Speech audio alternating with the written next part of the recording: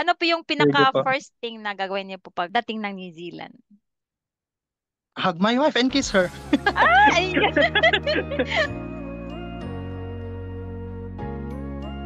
kumusta po pala kayo, Sir King? Okay naman po, I still continuing with life. Paano niyo po pala nakilala yung STH? It was referred by my wife's brother because he also inquired for your services po. Forget his girlfriend, si Colin po. Yun po. Okay, si Princess, Ma'am Yes, Princess. opo.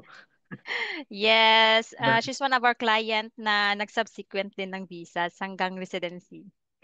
Yes po, along with that po, nag-research din po kami sa mga services po na pwede naming kunin po and so far po, nakita po na maayos naman po ang kanang SDH and it's very good.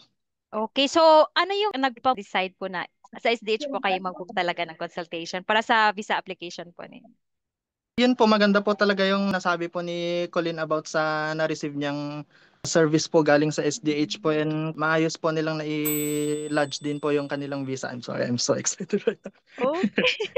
Ayun si Sir, since na-decline po yung unang visa po ninyo, ano Opo. po yung kaibahan ng doing it DIY compared to mayroon talaga kayong isang licensed immigration advisor? For one po sa DIY po, syempre we are researching kung ano-ano talagang paper na kailangan naming i-upload sa immigration po. Wala Mm. kaming as in base knowledge po. Syempre DIY nga po.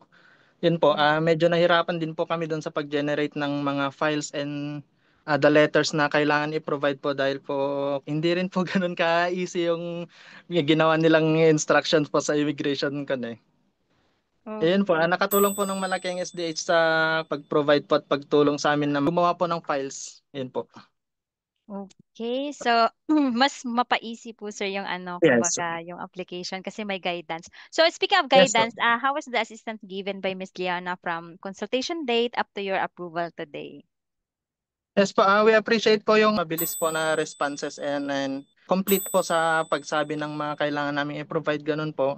From the meeting po noon sa pag-discuss ng mga requirements up to now po na approve na po. Yun. So wala naman pong challenges sir na encounter during the visa process? Or ano yung Oh, not challenging that I part? can remember naman po because we are really working hard po to provide yung kailangan po naming maibigay para po ma-accept.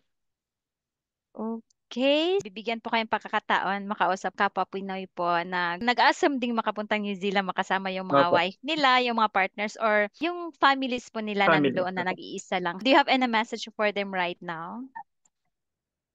Yun po, wag po matakot na mag take the chance to go to them. Ayun po, basta be honest po sa mga pinaprovide natin and try their best and be honest to the process.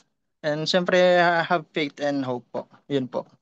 Okay. So, ano po yung Sige pinaka po. first thing na gagawin niyo po pagdating ng New Zealand? Hug my wife and kiss her.